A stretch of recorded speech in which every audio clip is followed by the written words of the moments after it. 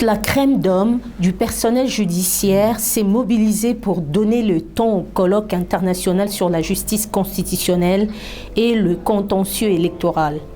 Quelques personnalités des pays africains, notamment du Gabon, du Sénégal et de la République centrafricaine, ainsi que les délégués de la France et des agences du système des Nations Unies, des barreaux et représentants de la Commission électorale nationale indépendante, prennent part à cette tribune de réflexion, d'échange et partage d'idées organisée par la Cour constitutionnelle de la République démocratique du Congo. L'enjeu demeure la consolidation de la démocratie et de l'état de droit. Nous vous avons proposé 5 panels qui seront dirigés par des éminentes personnalités scientifiques du monde juridique dont les compétences dans le domaine du droit constitutionnel ne sont plus à démontrer. Au premier panel, dont le thème est la contribution de la justice constitutionnelle à l'état de droit et à la démocratie, il s'agira d'examiner la place des juridictions constitutionnelles dans la construction de l'état de droit et de la démocratie, ainsi que de découvrir les différentes implications de l'activité du juge constitutionnel dans la consolidation de l'état de droit et à l'avènement de la démocratie. Le deuxième panel a pour thème la Constitution et les normes de référence du juge constitutionnel. Par ce panel, nous aurons l'occasion d'examiner, en dehors de la Constitution, quelles sont les autres normes sur lesquelles s'appuient les juges constitutionnels dans son office et l'intérêt de chacune de ces normes pour cet office. C'est alors que nous pourrions nous intéresser dans un troisième panel sur l'objet du contrôle de constitutionnalité. S'agit-il uniquement de lois? Faut-il y ajouter des règlements, des traités internationaux, des décisions de justice, voire des comportements constitutionnellement consacrés? La transition est toute trouvée entre ces variétés de matières sur lesquelles le juge constitutionnel pourrait se prononcer et la question de l'exclusivité qu'il aurait sur ces matières-là. Un quatrième panel permettra de répondre à cette question puisqu'il porte sur le juge constitutionnel et les autres juges. Subordination, complémentarité ou concurrence. Enfin, le dernier panel est constitué autour du thème « Les juges constitutionnels et les contentieux électoraux ». Il sera question d'analyser les conditions de réalisation d'élections libres et transparentes et la place du juge constitutionnel en cette matière. Je voudrais renouveler mes remerciements à toutes les éminentes personnalités scientifiques qui ont donné leur accord pour échanger dans chacun de ces panels. Permettez-moi aussi de remercier particulièrement les professeurs Daniel Darlan de la République centrafricaine et les professeurs Babacar Kanté du Sénégal qui ont accepté la première de nous délivrer une leçon inaugurale, le second de réaliser la synthèse de nos travaux qui seront publiés chez LexisNexis. Cette activité qui se veut internationale connaît à ce jour la participation et les interventions scientifiques des éminentes personnalités venues de plusieurs pays du monde. Je peux vous rassurer qu'il s'agira aucunement de la seule édition par la grâce de Dieu. La Cour constitutionnelle que j'ai l'honneur de diriger s'efforcera à en faire une activité permanente et annuelle avec pour les prochaines éditions des questions qui touchent aux réalités africaines et dont les interventions permettront à nos juges de trouver les solutions aux vrais problèmes de nos sociétés.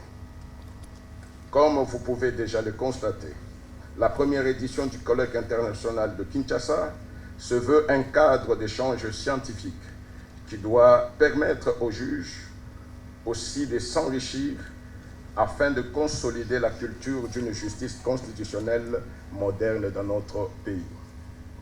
Je ne saurais terminer mon propos sans remercier tous les scientifiques qui ont accepté de nous accompagner dans la nouvelle vision de la modernisation du travail du juge à la Cour constitutionnelle en République démocratique du Congo.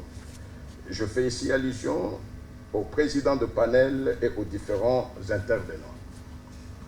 Je tiens aussi à remercier tous les partenaires qui nous ont accompagnés dans l'organisation de ce colloque. Il s'agit entre autres de la Commission électorale nationale indépendance, la CENI, le Programme des Nations Unies pour le développement PNUD, la Robank et le groupe LexisNexis, ainsi que les universités partenaires. Ainsi, il ne nous reste qu'à nous pencher sur nos études et sur nos réflexions. Merci. Une initiative appuyée par le Programme des Nations Unies pour le développement en République démocratique du Congo. L'ONU indique soutenir les efforts du gouvernement congolais dans le raffermissement d'un état de droit et la volonté des élections libres et transparentes. Pour le PNUD, la place des juges constitutionnels et le contentieux électoral sont capitales pour y parvenir. Félicitations au président de la Cour constitutionnelle qui a réuni dans cette salle le gratin intellectuel de la RDC, de l'Afrique et du monde en matière de droit constitutionnel. Merci, Monsieur le Président. Le Programme des Nations Unies pour le développement et d'autres partenaires s'associent à cet événement parce que nous croyons fondamentalement que le développement a besoin de la justice et du droit. Et cette conviction nourrit les investissements que nous faisons ici et la collaboration que nous avons avec le ministère de la Justice, la Cour constitutionnelle ainsi que le Conseil supérieur de la magistrature pour accompagner le gouvernement dans les différentes réformes qui tendent à faire de la justice le principal levier du développement. Actuellement, le PNUD ainsi que d'autres partenaires des Nations Unies mettent en œuvre un programme conjoint de réforme de la justice pour une période de 4 ans. Et ce programme vise principalement à accompagner le gouvernement à travers les différentes institutions compétentes dans le renforcement de l'état de droit, les réformes en matière de gouvernance et la lutte contre l'impunité. Et c'est pour ça que je voudrais me réjouir des progrès que le gouvernement de la RDC continue de réaliser chaque année en matière de renforcement de l'état de droit. Notre association à cet événement s'inscrit aussi dans le cadre de ce qui est le thème principal, la question du contentieux électoral. Étant donné que nous travaillons avec la Commission électorale nationale indépendante, la Cour constitutionnelle et d'autres institutions pour nous assurer que les élections qui vont avoir lieu en RDC soient une occasion de fête, mais également une occasion où le droit est dit, tel que cela doit se faire. Et c'est pour ça que le fait que la Cour constitutionnelle ait décidé de créer un cadre d'échange et de partage avec d'autres experts de la matière constitutionnelle nous réjouit énormément. Et il est important pour nous, lors de ces discussions, de nous assurer que les leçons que nous apprenons d'ailleurs permettent donc de conduire un processus électoral qui va être source de confiance et source de satisfaction pour tout le monde.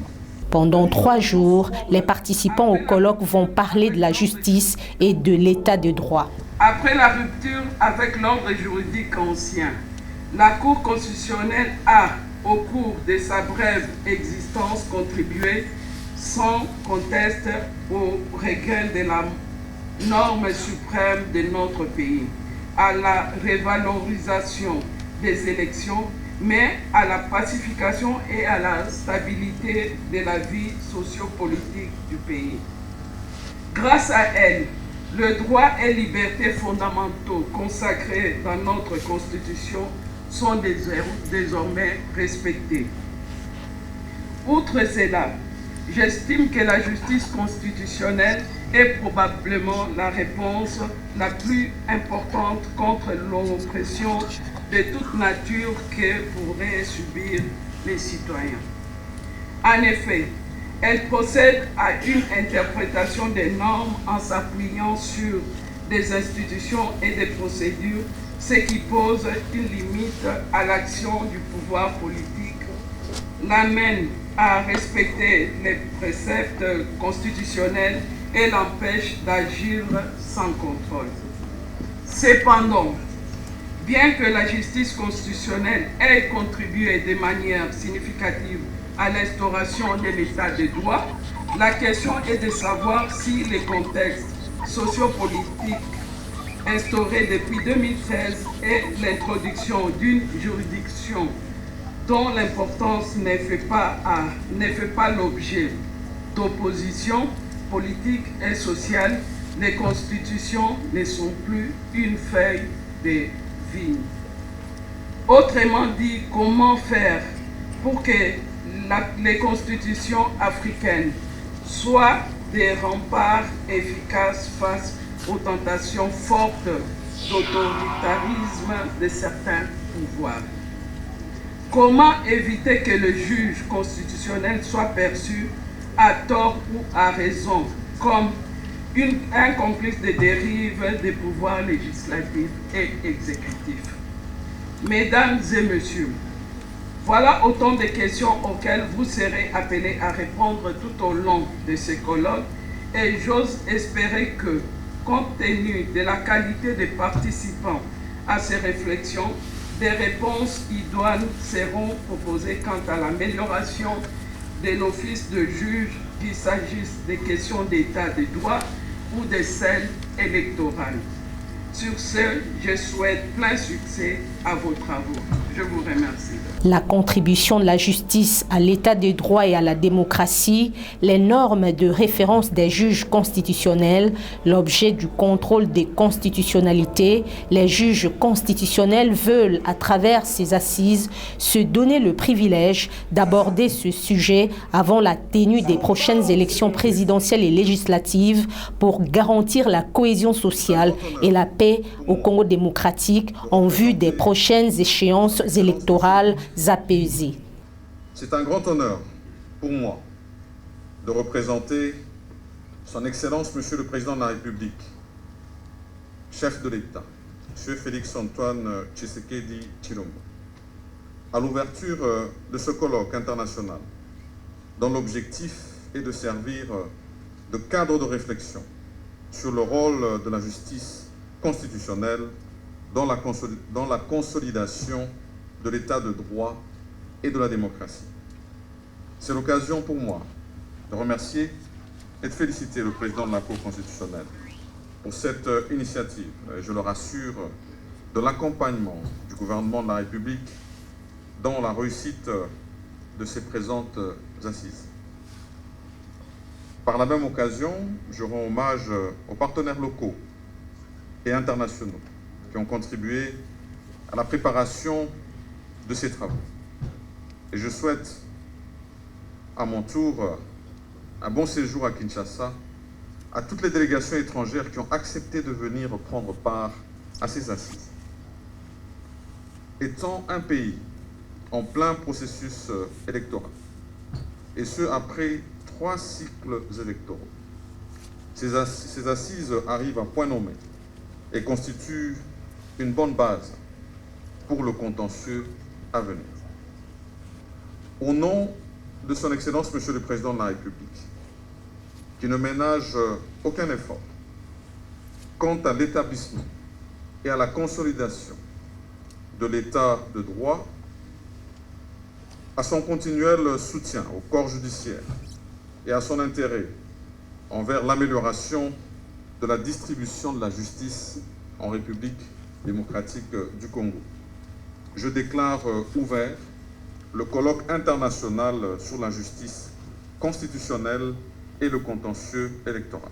La leçon inaugurale de l'ancienne présidente de la Cour constitutionnelle de la République centrafricaine s'est inscrite dans le contexte politique. Au-delà d'un partage d'expériences, l'intervention rythmée par des anecdotes de Daniel Darlan, une jurisprudence pour le contentieux préélectoral et électoral, sans langue de bois, l'ancienne présidente de la Cour constitutionnelle de la République centrafricaine a interpellé les participants sur le respect du chronogramme politique et juridique, de la transparence et crédibilité du processus électoral et sur certains équivoques à lever, notamment le glissement à tort du calendrier électoral. Je voudrais dire que quand j'arrive à Kinshasa, je me sens chez moi, puisque ma mère est du Kivu et que...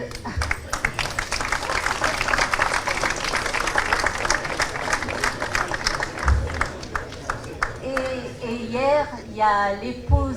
J'ai l'honneur donc de pouvoir vous présenter cette leçon inaugurale. Puisque l'occasion m'en est donnée, j'aimerais aborder certains aspects du contentieux préélectoral et du contentieux électoral et profiter ainsi de l'occasion qui m'est offerte pour vous faire part de mon expérience à la Cour constitutionnelle de la République centrafricaine en la matière. Cela me permettra de ne choquer personne d'autre. J'ai déjà subi les foudres de mes autorités. Contre toute attente, j'y ai survécu. Le contentieux préélectoral, à mon avis, c'est le contentieux de tous les dangers. Contrairement à ce que l'on pourrait s'imaginer, la période qui précède la tenue des scrutins n'est pas un long fleuve tranquille pour la juridiction constitutionnelle. Cette période requiert toute son attention et sa vigilance, car de multiples pièges sont posés tant par l'opposition que par la majorité, car chacun prépare ses armes et affûte ses couteaux. Plusieurs cas de figure se présentent. Vous avez ceux qui voudraient bien, d'emblée, écarter de la course électorale certaines catégories de candidats, comme les femmes ou les jeunes, en modifiant le code électoral. C'est plutôt le cas des élus du peuple en poste. Certains, sentant qu'ils ont peu de chances d'être élus, voudraient tout simplement que les élections n'aient pas lieu, en tout cas pas dans les délais prévus, le temps qu'ils puissent se préparer. Il faut donc absolument trouver les moyens de reporter les scrutins. C'est plutôt le cas dans l'opposition. Certains autres encore voudraient profiter d'événements qui tombent à pic pour modifier la Constitution de façon à prolonger leur mandat. C'est le cas des élus en poste. Il peut arriver que certains veuillent que les délais soient écourtés et certaines étapes supprimées pour des contingences principalement financières. C'est le cas de la communauté internationale et du gouvernement. Certains voudraient bien transgresser les règles du code électoral à l'approche des élections, car elles les écartent d'emblée de la compétition. Parfois, l'organe en charge de la préparation des élections, ne voulant pas avouer ses faiblesses et les retards accumulés, continue de soutenir que tout va bien, alors que manifestement rien ne va plus. La juridiction constitutionnelle doit ainsi faire face à toutes sortes de situations et de manœuvres et doit rester extrêmement vigilante pour arriver à maintenir le cap et avancer résolument vers la tenue des scrutins dans les conditions susceptibles d'assurer la tenue d'élections crédibles. Il faut vous préciser que la République centrafricaine, tout comme de nombreux pays africains, et contrairement à toutes les prédictions, n'a pas été particulièrement ni gravement touchée par l'épidémie. Elle prenait cependant des précautions comme le prescrivait l'OMS. Le contexte se prêtait difficilement, comme vous le savez, au respect de la distanciation sociale et au port du masque. Les élections se préparaient et rien ne pouvait prévoir l'ingéniosité de certains députés qu'ils allaient déployer pour utiliser cette pandémie pour introduire une proposition de modification de la Constitution qui induisait la prolongation des mandats du président de la République et des députés. Voilà comment ils se sont exprimés et ont été soutenus en cela par un avis favorable du gouvernement. L'objet de la proposition de loi est de prévenir tout cas de force majeure pouvant entraîner le glissement de la période électorale prévue par la Constitution. Le cas de force majeure invoqué étant la pandémie du coronavirus qui, si elle durait, pourrait justifier le glissement du calendrier électoral. Prévenir tout cas de force majeure. Ne nous a-t-on pas appris, à nous juristes, que ce qui caractérise la force majeure, c'est justement son caractère imprévisible, irrésistible et qui échappe à tout contrôle. La Cour a répondu en ces termes après avoir constaté l'existence de verrous constitutionnels qui empêchent la prolongation des mandats. Il y a lieu pour la Cour d'émettre un avis défavorable à la proposition de révision de la Constitution et de dire ce qui suit. Si les délais constitutionnels et légaux fixant le déroulement du processus électoral ne peuvent être respectés et vont manifestement conduire à un dépassement de la date du 30 mars 2021, il y a lieu, sans procéder à une révision de la Constitution, de recourir à une démarche consensuelle par une concertation nationale. Ceci afin d'aboutir à une solution consensuelle qui puisse encadrer le report des élections et le glissement du calendrier électoral devenu inéluctable. Lorsque nous avons reçu la requête, à une première lecture rapide, j'ai d'abord cru que c'était une erreur. Mais après vérification, je ne pouvais que constater que c'était bien une disposition du Code électoral. Un candidat de l'opposition à l'élection présidentielle s'est retiré, et ceci 4 jours avant le scrutin. Et il a introduit une requête demandant l'application du fameux article. Il a été suivi par une cascade de requêtes de candidats de l'opposition, demandant tous le report des élections. Et il ne demandait que l'application de la loi.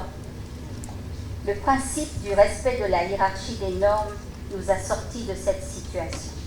En effet, la Constitution contient des délais précis en ce qui concerne la tenue du scrutin présidentiel.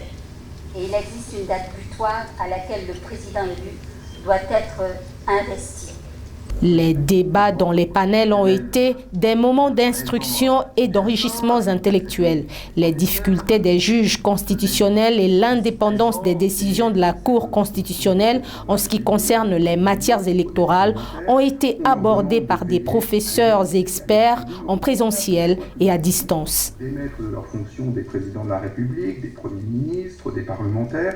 On leur demande de veiller à l'unité, à l'existence même de l'unité politique. Par exemple, lorsque la Cour suprême du Canada doit se prononcer sur les conditions d'une éventuelle sécession du Québec, lorsque le tribunal constitutionnel espagnol doit censurer à de multiples reprises les actions des autorités catalanes, on leur demande de veiller à l'intégration supranationale. Professeur, nous devons gérer le temps. Nous vous accordons 20 minutes. Pour votre intervention, soyez le bienvenu à Kinshasa. L'état de droit, puis-je vous proposer, c'est un état où règne la norme. Un état qui est gouverné par la norme. Un état où la norme s'impose à tout le monde. Si déjà on a cette perception plus concrète qu'une perception diversifiée, controversée, l'état de droit a une portée. La portée, elle relève de la nécessité pour une société d'être régulée par des normes. Il n'y aurait pas de bonne société qui ne serait pas fondée sur des normes. Celles-ci peuvent être écrites ou coutumières. Si l'état de droit est un état de normes et que la société est organisée sur la base des normes et que les animateurs, ceux ou celles qui ont la capacité ou le pouvoir de manier ces normes, sont appelés à la rescousse. Je voudrais parler du juge. Qui représente alors à leurs yeux l'état de droit. C'est le deuxième moment de mon intervention. Il y a plusieurs juges qui peuvent concourir à la perception de l'état de droit. Ça peut être un juge judiciaire, Ça peut être un juge administratif, mais ici nous sommes devant un juge constitutionnel, doublé de la dimension du juge électoral. Ce juge s'appelle la Cour constitutionnelle de la République démocratique du Congo. Oui, la Cour constitutionnelle a un rôle important dans la perception de l'état de droit et elle a eu à le démontrer. 3 jours d'intenses échanges, les rideaux de ce premier jour de colloque international de la Cour constitutionnelle sur la justice constitutionnelle et le contentieux électoral seront baissés le 20 mai prochain.